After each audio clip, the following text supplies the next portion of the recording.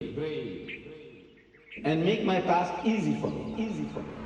Have faith, step onto the cloud of Islam, and you will discover the light of Iman. Proclaim this message entrusted to you, and the cloud of Islam will carry you. The last segment, the last quarter of the last verse of Surah Muhammad, Allah gives us a dire warning. Not your race, a terrible warning. Not your language, an awesome warning. Not your color. If you turn back from the duties and responsibilities which Allah has imposed upon you for giving you this high and noble status, He will substitute in your place another people, and they won't be like you. You don't do your job, get out.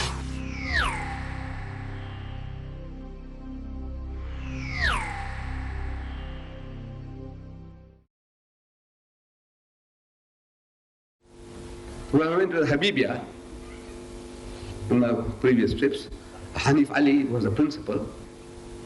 He tells me, he said, look, he's taking me through the different classes.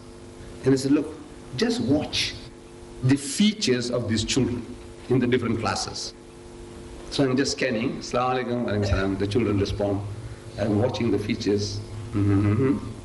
Next class. Next class. From pure black to pure white. And there were group areas. If I was an inspector, say, you should be in an African school. And you should be in a white school. What the hell are you doing here? From pure black to pure white among us. Muslims all.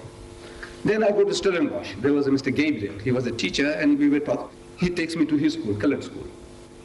He didn't tell me anything, but I was doing the same thing, scanning the children. Wallah, from pure black to pure white. Same.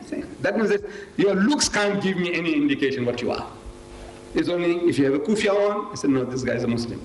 Otherwise, no. Otherwise, the other man says the behavior. Can the coloreds understand anything about Islam? The Bushma in the Kalahari, you think he can understand anything about Islam? The Hottentot, can he? Nah, backward people, ignorant people, what can they understand? That mentality prevailed in Spain. These pig eaters, the Spanish people, these wine bibbers, the Spanish people, what can they understand? That arrogance. I'm telling, I say, your forefathers could? Were your forefathers, I'm talking to the Arab, were they worse than the Spanish people? Never. Your forefathers, the Arabs, of the Ayyamul Jahiliyyah, of the days of ignorance before Islam, they married their stepmothers. Did the Spanish people do that? No. These Arabs, they were marrying their stepmothers. Father died, he inherited his wife as well. They buried their daughters alive. Did the Spanish people do that? No. You were drunkards, adulterers, gamblers, the worst of human creatures. That Gibbon, the master historian, describes the Arabs before Islam. He says the human brute, almost without sense, is poorly distinguished from the rest of the animal creation. The only thing that makes him different from the animal is the form. This form. Fi ahsani taqweem. Allah has made you in the best of form. Otherwise, animal and worse than animal. You, your forefathers. And Allah could change you through His book, His wahi, His revelation, the Quran. He can't change the Spanish people. No. For 800 years, you could do nothing. Look, the white man has done the job. In 300 years, he has Christianized the nation. This in Africa, South Africa has the biggest percentage of Christians in the whole of Africa. If Libya boasts highest percentage of Muslims, South Africa boasts the highest percentage of Christians. The white man, he did the job. Among the you carry colored identity. Among all those who carry colored identity, the majority of them are Christians. The African majority are Christians. The white majority are Christians. This is an ocean of Christianity. He did the job. We, in 800 years, we couldn't make a scratch. Your pride, your arrogance, you didn't want to share. Allah says, you don't want to do your job? He said, fatarabbasu. You wait. And they waited. You know, the fools, they waited. Allah says, wait. You see, you're following Allah's command. No, that wait was not waiting. It's a warning. So look out. So they start looking out. Another police. Their language is like that at times. You say something, but you mean something else. Like a Frenchman learning English. He was trying to learn English, mastering English grammar. And he's sitting in a high-rise building, skyscraper, sitting near the window and is trying to memorize his lessons. And he hears a shout, "Look out!" So he looked out, and a brick grazed him. Lucky he didn't die. And I said, "What the hell is this? I'm told, look out, so I look out." He said, "No, when we English people say look out, means pass off." It doesn't mean look out, pass off. You understand? Pass off. That's African. Pass off means look out. Pass off means it's a warning. Am I right? It's a warning. See, that's a warning. Look out means be careful, be on guard. So he looked out, gets it in the head. Allah says, "Fatarabbas," you wait. This is not waiting. It's a warning. Like you bully some little fellow here, and he tells you, "Uncle, you wait. I'll bring my brother." And his brother, you know, by reputation, is the biggest hooligan in this area. In Weinberg, who's Weinberg? Yeah, the biggest hooligan in Weinberg is his brother. I'm asking, will you wait? You'll wait for him. He said, "Look, you wait, uncle. I'll bring my brother and come." And you're going to wait. When you know his brother is the biggest hooligan in this area, biggest bully, you wait. No, he's telling you to wait, but you run for dear life. Because you know what to expect if he comes. So Allah says, "Fatarabbasu," you wait. Hatta ya'ti Allah bi amri, until Allah's decision comes about for your destruction. You wait for that. They waited for 800 years. Allah says you wait, and they waited. Allah is as-subur. He is long-suffering, patient. 800 years He gave you a chance to come right. And 800 years you didn't do the job. So He says, "Yastabdil qawman ghayrakum." He will substitute in your place another people. Thumma la yakunu amthalakum. And they won't be like you, and He displaced them. Finished. Gone to the dogs. There was not one Muslim left after 800 years to give the azan. We are here for 300 years. Can you imagine after 300 years, wiped out to a man, not one guy left in this country to give the azan? Worse than that, after 800 years, not one fellow left in that country to give the azan. This is the punishment. You don't do your job, say, change, get out of the way, you're rubbish. You don't do your job, you don't deserve to be khair ummatin. You come to Baghdad, Samarkand, Bukhara, and the Harun al-Rashid, Mamun al-Rashid, veritable fairyland. They created a veritable fairyland. The type of scenes, the buildings, and the gardens and the fountains that existed, you can't reproduce them anymore except on the screen. On screen you can do anything, you know, in the films. In real life, no more. On the borders with the Mongols, barbarians. Will they deliver the message of Islam? No. What can they understand about Islam? Same with the Buddha, what can he understand? The Bushman, what can he understand? The Bantu, what can he understand? That's the mentality. Same. What can they understand about Islam? Barbarians. You? Were you better than they? Your forefathers? No. Allah's kalam could change you, but can't change them. That's right. Allah says, "Fatarabbasu." You wait. And they waited. At the very hands of these very people, Allah destroyed them. The same barbarians, they put the Muslims in the dust. Destroyed the Islamic empire utterly. That even today the shocks of that defeat is still not gone out of our blood. The shock of those defeats is not gone out yet. All these problems is all that started there. The shocks of those defeats.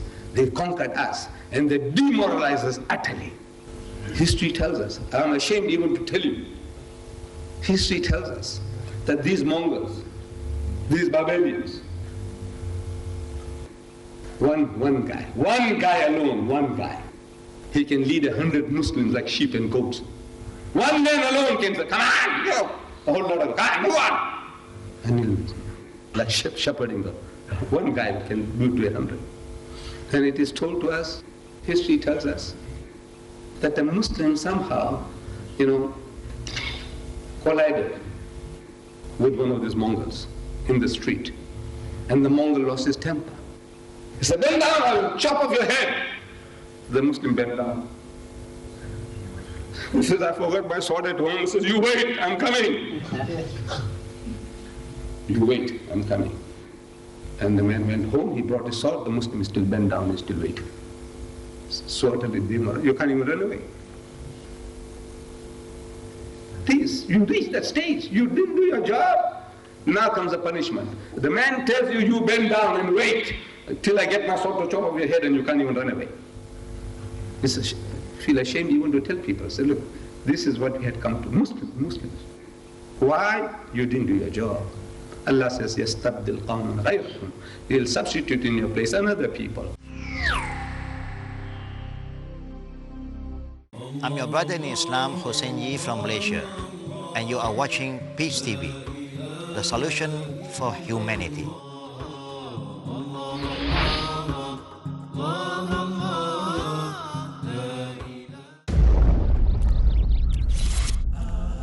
In our search for true peace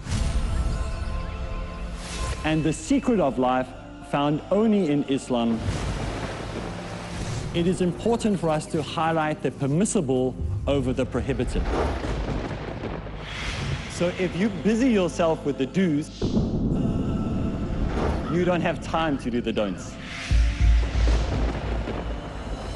So with this positive attitude, it makes it easier for you to call people to the truth found only in Islam.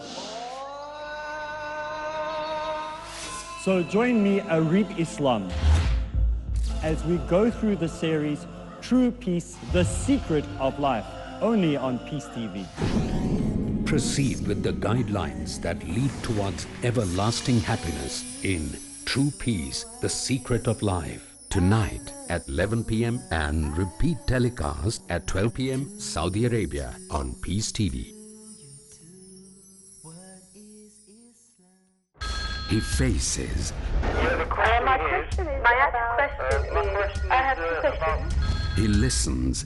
My question is about the beard, about Imam Mahdi. What other people believe in. He answers. So number one is the help of Allah. He satisfies in the light of glorious Quran and authentic Hadith. If Allah helps you, believe me, you have to get success. Catch Dr. Zakir.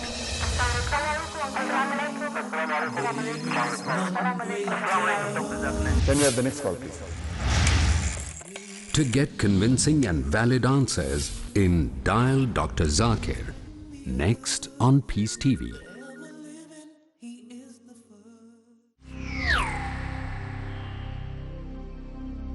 Allah says, يَسْتَبْدِلْ قَوْمًا غَيْرَكُمْ. He'll substitute in your place another people. ثُمَّ لَا يَكُنْ مَثْلَكُمْ. And he substituted them. By these very Mongols, the Turks, later on they became Muslims, and they started helping the Muslims. But in the first instance, destroyed them all, because you didn't do your job. We Muslims, we ruled India for 1,000 years. 1,000 years we ruled India. Eventually, when partition takes place, the Muslim gets 1/4, the Hindu gets 3/4. Why? You didn't do the job. You didn't do the job. And even now you don't want to do the job. Even today, wallah, the only solution to the Muslims of India, my motherland, there are 150 million Muslims, they are a minority. Unimaginable. A minority of 150 million? 5 times the total population of South Africa, men, women and children, Indian, African, coloreds and whites, all put together, 5 times that amount are Muslims in India, and they are a minority. And they can do nothing. Daily, average of 3 riots are taking place against the Muslims every day. Nobody will believe you. In my own motherland. Why? You didn't do the job. Today, solution to your problem is deen. Propagate. No, you won't do it. You want excuses. He said, look, we are not perfect ourselves. What an excuse. Look at us. How many of us got beards? It's very few. How many of us come for Salah 5 times a day? Very few. You expect today we are 1,000 million. You expect everybody to be angels, everybody to have standard-sized beards, everybody to wear kurtas. Huh? Is it possible? 1,000 million all become 5-time prayers. You don't sin anymore. You don't drink, don't come, nothing. Yeah, you are perfect angels, 1,000 million. You know what will happen? Allah doesn't need that. He doesn't need all angels walking this earth. He's got plenty of angels saying Subhanallah, Subhanallah, Subhanallah. He wants you and me, that you fall. You make a mistake and you cry. He loves that. He loves that. Everybody is an angel. Like robots, 5 times a day we are here. Fasting, you are perfect. Zakat, you are perfect. Everything, you are perfect. That's right. He says, wipe you out. Okay, Jannah is there for you. He doesn't need you. That type of people who do that, Suri, Subhanallah, Tasbih, Subhanallah, Subhanallah, Subhanallah, he's got billions of angels doing that. What is he going to do with you? He doesn't need you. Wallah, he doesn't need you. He wants you as you are. Fall down, wake up, cry. Walk again. Fall down, wake up, cry. He loves that. Not to say that we must become sinners. You make an effort. That's what he wants. He knows that you are weak.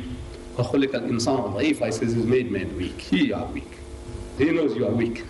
He appreciates your shortcomings. He appreciates you falling down and trying to get up. Good enough in his sight. But when will the day come that we are all perfect? Never. Never. Allah, never. You can never be 1,000 million angels walking this earth. And you're waiting for that before doing your job. In the meantime, the enemy is going to wait for you. You want to become perfect here before opening your mouth. You want to propagate Islam because you're not perfect. I want to know, when will all the Malays be perfect?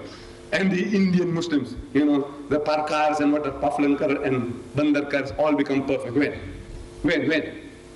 Is it possible? No. Then you'll never start. In the meantime, the Christian is making inroads. He's stealing our children. In so many different ways, we are losing. By marriage, we are losing. You go and marry a colored girl, nominally you convert her, nominally. Make her to read the kalima, shahada. Make her to teach her to say salam alaikum.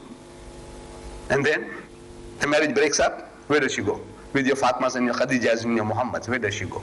Back to her aunties and her grannies. Your Muhammads and Fatmas and Khadijas are going to church. You know that? We have lost thousands like that. Thousands we have lost. You die, where does she go? Back to her aunties and her grannies. And your Fatmas and Muhammads and Khadijas are getting Christianized. Thousands we have lost. Now, so careless we are. Just bring them in. Take her to the Shaykh. Make her to read the kalima, shahada. I said, you want to marry this man? Say, yeah. Nikahu min sunnati, faman raghiba an sunnati, falaysa minni, aw kama qal. Say, right, okay, now you got the license, go and procreate. My dear children, my young people, I'm very happy. Tonight I see so many young faces. In the other places I didn't find so many young faces. When you take that step, make sure that this wife that you're going to convert, you can make her a better woman, better Muslimah than your mother at home, than your sister at home. If you can't do that, don't tempt providence, don't take a chance. Unless you can make her better than your mother at home, better than your sister at home, which you can't. Which you know. This is just a conversion of convenience. That everybody says, well, she's a Muslim now. What Muslim? Do you pray in the house? No. You think she's going to pray? No. You yourself are not good Muslim. How are you going to make her a good Muslimah? Your family is not good Muslim. You know, we know. How are you going to make her a good Muslimah? So losses upon losses, losses upon losses. Excuse for not propagating. What do you say? We are not perfect. In India, solution to a problem is to propagate. They won't. They won't propagate. This is the answer to your problem, wallah. And there is a group of people. There are a group of people there whom we consider to be of the lowest rung of the ladder. You just woo them with a little gentleness. Wallah, you can just gather them in. I went to my motherland after 50 years. I left that country in 1927. I returned to that country in 77, after 50 years. I did go. Then I go to one of the villages. And in that village I saw that the natives of the place, they look like us. They haven't got woolly hair. but they do the menial work for us. The native of the place, they are hero worshipping us. We are like gods. Like the Afrikaner is like a god. To us, oh bas, bas. Same thing there, that Indian, the laborer, is looking up to us like a god. So I says, man, that's very good. Very good relationship. That means you can just call them. You just call them and they hearken to you. They dare not refuse. So I'm telling my host, I said, look, in the village, tell them that all these laborers, I want them to come tomorrow morning with the wives and the children. Come here tomorrow morning. I want to talk to them. By royal command, as if they were all there, wallah. Next morning, all the men and the women and the children, they are there. Seated on the ground in the dust. I sit on the little stool and I speak to them, telling them about my origin. My forefathers were also Hindus. Originally, they're every Indian. For 5,000 years we were Hindus. I don't know whether you know. Your great-grandfathers were Buddhists. The Malaysian, Indonesians, they were Buddhists. Nothing to be ashamed of.